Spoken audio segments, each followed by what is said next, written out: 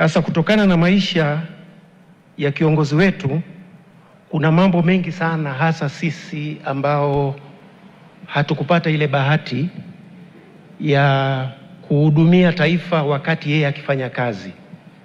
Kwa hiyo tunategemea sana simulizi kutoka kwa contemporaries wake ambao wanazidi kupungua, na vile vile kusoma yale ambayo yameandikwa. Sasa katika kusikiliza, nimekuja kugundua kwamba mzee Cleopa David Msuya alitegemewa sana na baba wa taifa na vile vile rais wa awamu ya pili mzee Ali Hassan Mwinyi. Na walimtegemea kwa nini? Kwa sababu tumeambiwa kwamba hakuwa mtu jeuri, hakuwa mtu mkali, lakini anaonekana alikuwa na ujasiri na ushupavu na ustahimilivu kwenye nafsi yake ambao aliutumia katika kuleta maendeleo makubwa ya nchi yetu. Sisi ndo tunajaribu kujifunza kutoka hiyo. Sasa ushupavu wake huo na ustahimilivu wake huo, ndio maana utakuta alikuwa akipewa kazi zile ambazo zilikuwa ni ngumu, zenye joto, zenye moto. Tumeambiwa kwamba kati ya 1978 na 79 kulikuwa kuna moto wa vita vya Kagera. Mwaka 80 anapewa waziri mkuu. Sio kazi nyepesi, hasa ukizingatia hali ya uchumi. Kwa hiyo unahitaji mtu wa aina fulani awe na nguvu ya aina fulani ya ndani kuweza kuhimili hiyo kazi.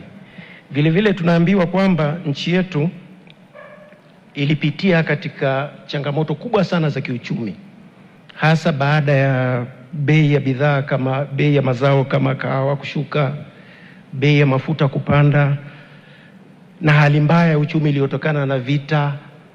Sasa huyo akapewa uwaziri wa fedha, na wale wazee wa zamani mtakumbuka msimamo wa baba wa taifa dhidi ya kukubali masharti ya shirika la fedha duniani na benki ya dunia, na tunaambiwa kwamba kulikuwa kuna mvutano mkali sana katika baraza la waziri na vile vile ndani ya CCM.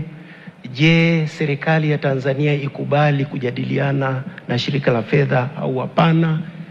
Na tunaambiwa kwamba majadiliano yalichukua zaidi ya miaka 4. Wakati huo uchumi unadorora.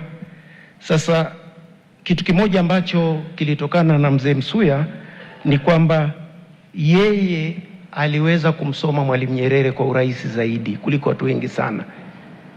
Aliweza kumsoma kwamba Mwalimu Nyerere alikuwa amekubali kwamba wakati umefika wa majadiliano na Benki ya Dunia, ingawa wengi walikuwa bado wanataka tuwe na ule msimamo mkali, na ndio maana akampa kazi ya kuongoza majadiliano, na kama asingependa majadiliano angeweza kumpa kiongozi mwingine yeyote aweze kuongoza majadiliano.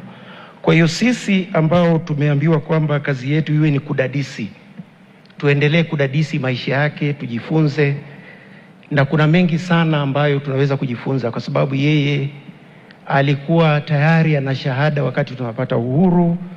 Ameona siasa ya ujamaa na kujitegemea, ameona maboresho, mabadiliko ya kiuchumi, na ameona hali ya sasa ambayo anazungumzia teknolojia. Chuo Kikuu cha Mwanga kitumie teknolojia. Kwa hiyo unaweza kumuona ni mtu ambaye hakuwa rigid kwamba mjamaa, na alisimamia sana sekta binafsi na uwekezaji. Kwa hiyo hayo ni maeneo ambayo sisi tutaendelea kumkumbuka. Nimalizie kwa kusema kwamba tunamshukuru Mwenyezi Mungu kwa maisha ya Cleopa David Msuya. Mwenyezi Mungu amlaze pema peponi. Amen.